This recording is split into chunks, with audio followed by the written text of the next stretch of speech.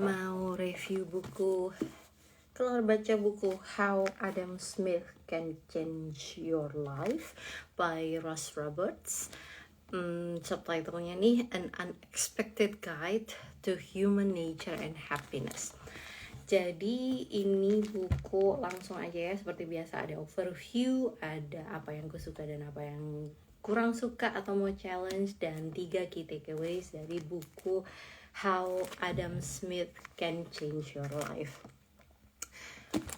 Halo Tania. Oke, kita mulai dari overview dulu. Apa sih buku kok lucu banget gitu. Waktu pertama aku lihat di library, di perpustakaan, Adam Smith Change Your Life. Apa maksudnya gitu.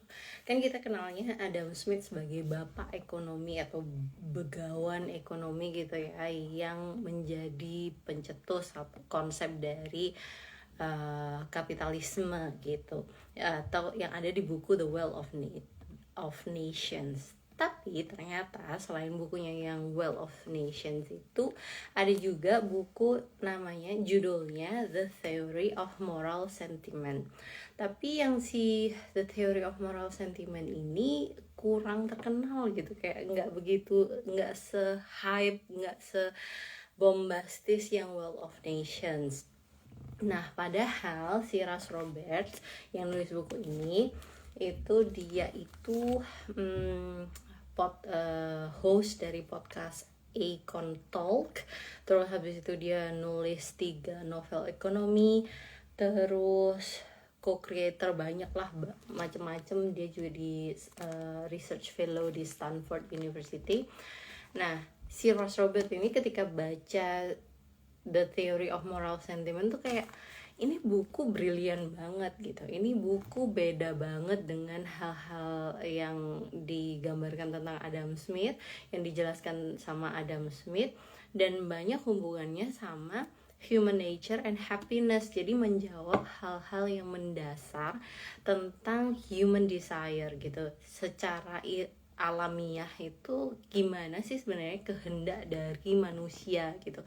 Itu kan pertanyaannya yang sangat filosofis. Terus habis itu tentang kebahagiaan juga, itu pertanyaan yang kayaknya untuk tiap orang gitu akan sampai pada pertanyaan tersebut gitu loh di satu titik hidupnya.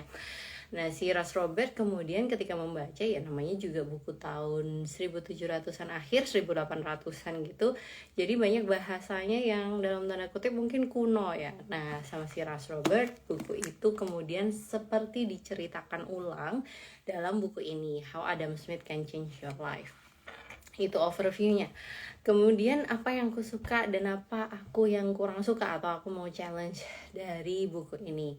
Pertama, yang aku suka tuh cara penulisan dan penceritaannya. Jadi memang sama si Ross Robert diberi contoh, diberi banyak juga analogi-analogi yang lebih kontekstual di zaman sekarang. Jadi misalnya tentang internet, handphone, kira-kira gimana mengaplikasikan pemikiran Adam Smith yang abad 18, kemudian kalau diaplikasikan di dunia modern sekarang tuh kira-kira kayak gimana sih gitu. Terus habis itu yang aku suka cara penceritaannya, dia sendiri tuh seperti membayangkan dia bertamu gitu ke rumahnya Adam Smith. Terus mereka bercakap-cakap.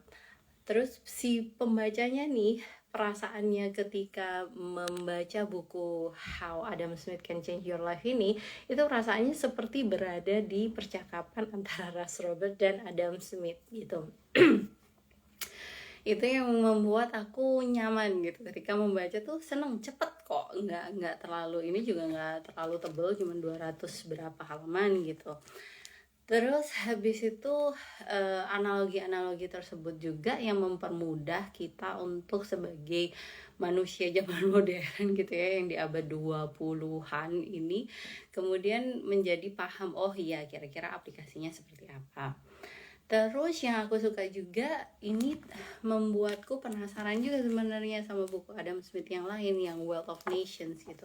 Karena sempat disinggung-singgung juga sedikit sama si Ross Robert, kayak apa bedanya, kenapa kira-kira Adam Smith itu menulis 2 buku yang sangat kayak mecah gitu ya, benar-benar bukan berlawanan tapi jalannya itu menyimpang gitu yang satu dengan yang lainnya.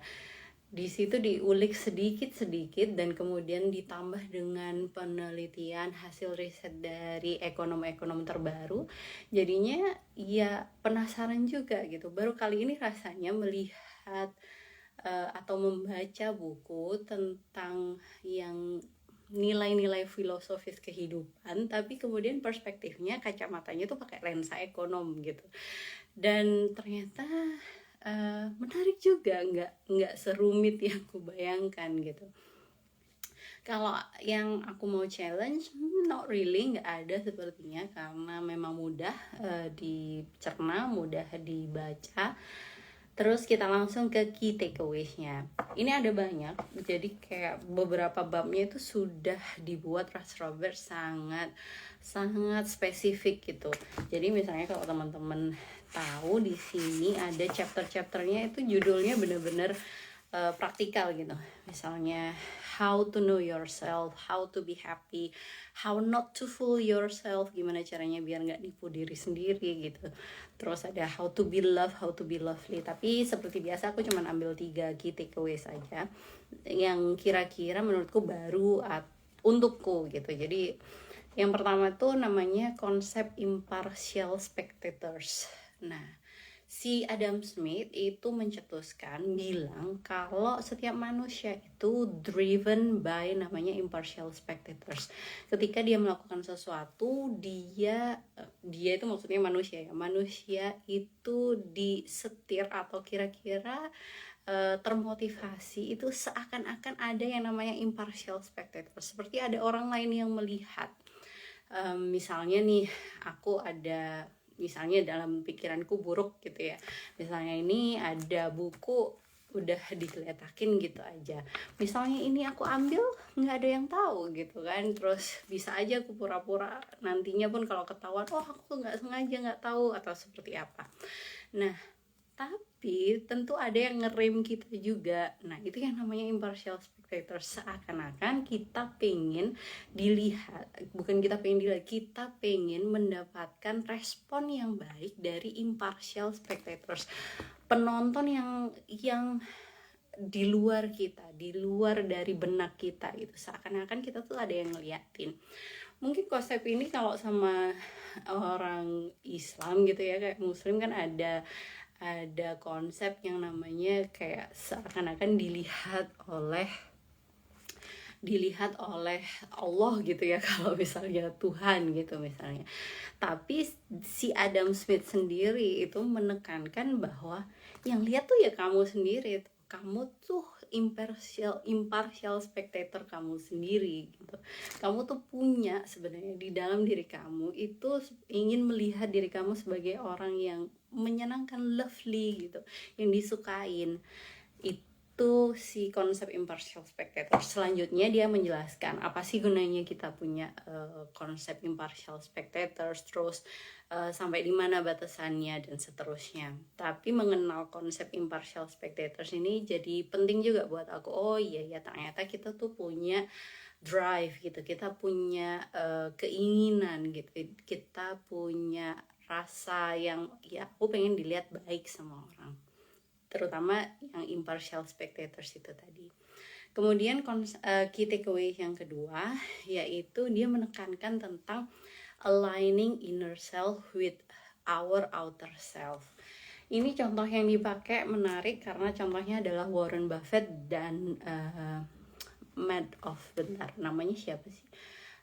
Yang bikin skema Ponzi itu kalau teman-teman tahu. Jadi kan ada namanya Bernie Madoff.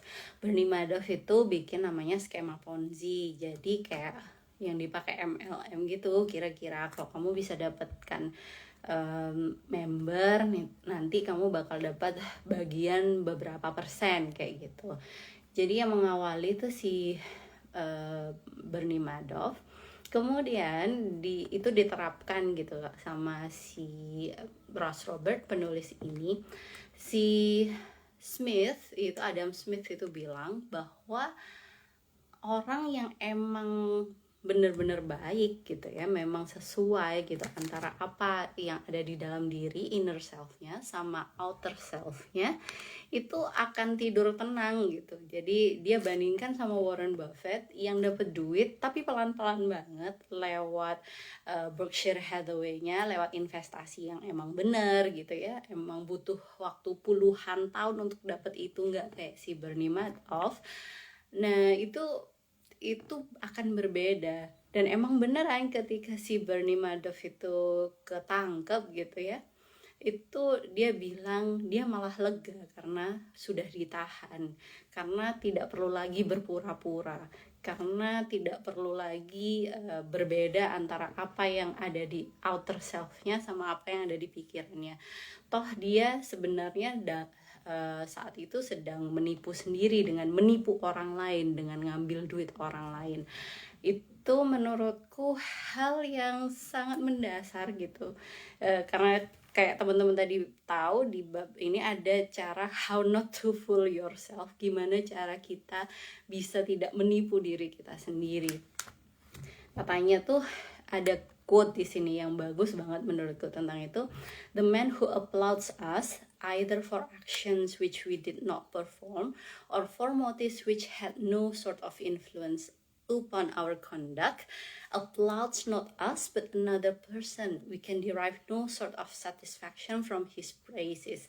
Jadi dia kasih cerita kalau misalnya ada orang yang kasih kita tepuk tangan, applause ya, oh keren banget kamu, Vinka, kamu kalau ngomong asik banget, bla bla bla. Padahal apa yang ku omongin nggak kayak gitu, jadi kayak pujian semata gitu ya, cuman bualan aja. Itu sebenarnya kita nggak perlu puas sama pujian yang seperti itu, karena toh itu ya bohongan semata gitu. Kita bisa menilai apakah sebenarnya yang kita lakukan itu sesuai, pantas dipuji atau enggak gitu. Nah itu aligning our inner self and outer self itu pesan dari si Adam Smith, termasuk yang paling banyak ditekankan gitu loh. Karena toh biasanya manusia itu memang gampang banget tergoda untuk memuji diri sendiri atau menipu dirinya sendiri kayak gitu. Key takeaways yang ketiga, ini menurutku adalah bagian yang aku paling suka dari buku ini. Jadi di bab keberapa ya, dia nulis how to make the world a better place. Gimana sih caranya kita bisa bikin dunia ini menjadi lebih baik, tempat yang lebih baik. Ternyata konsepnya adalah, menurut si Adam Smith itu adalah, pertama, jadilah trustworthy, jadi orang yang jujur, jadilah orang yang bisa dipercaya. Kemudian di saat yang bersamaan kita juga bisa encouraging other people to do a good deeds gitu. Kita gimana caranya dengan kita berbuat baik, di saat yang sama sebenarnya kita itu memberi semangat untuk orang lain berbuat baik juga gitu. Dan ketika mereka berbuat baik, kasih reward, tepuk tangan, hargain gitu. Karena pelan-pelan hal itu nanti bakal membuat dunia di sekitarmu, orang-orang di sekitarmu sedikit lebih baik, sedikit, akhirnya emang beneran jadi baik gitu. Kalau di quote-nya ini aku yang suka banget. If you want to make the world a better place, work on being trustworthy and honor those who are trustworthy. Jadi kalau pengen bikin dunia ini lebih baik, ya jadilah orang yang bisa dipercaya dan juga menghormati mereka yang memang bisa dipercaya. Be a good friend and surround yourself with worthy friends. Jadilah teman yang baik dan kelilingan dirimu dengan friends yang memang worthy. Di sini bahkan ada kayak listnya, kayak gimana sih temen yang emang worthy friends, yang pantas untuk dipertahankan gitu kira-kira. Don't gossip, jadi jangan gosip. Resist the joke that might hurt someone's feelings even when it's clever. Jadi tahan deh kalau misalnya ada bercandaan yang bisa menyakiti perasaan orang lain, bahkan ketika joke itu sangat clever, sangat pinter gitu. Kadang-kadang kan ada joke yang cerdik gitu ya, kira-kira kayak kita gila kok bisa mesti mikir joke kayak gitu gitu. Tapi please resist, jangan ditahan, jangan di applause untuk joke yang kayak gitu, karena toh dia menyakiti perasaan orang lain gitu. And try not to laugh when your friend tells you that clever joke at someone's expense. Dan coba deh nggak ketawa ketika temenmu bilang joke seperti itu at someone expense, atas apa ya, expense tuh kayak ya intinya atas kesakitan hati orang lain gitu loh. Karena ketika kamu udah jadi baik, itu juga tidak hanya good for you, tidak hanya untuk dirimu, tidak hanya untuk sekelilingmu, tapi karena hal itu nanti akan membantu orang lain menjadi baik juga gitu loh. Set a good example, and by your loveliness you will not only be loved but you may influence the world. Jadi kalau kamu emang baik, ya kamu tidak hanya dicintai, kamu tidak hanya disukai, tapi at the end itu akan influence the world, even very little, meskipun sedikit, tapi itulah nanti kita bisa membuat dunia ini menjadi tempat yang lebih baik. Terima kasih buat teman-teman yang sudah stay. Sampai jumpa di kelar baca buku selanjutnya. Bye bye.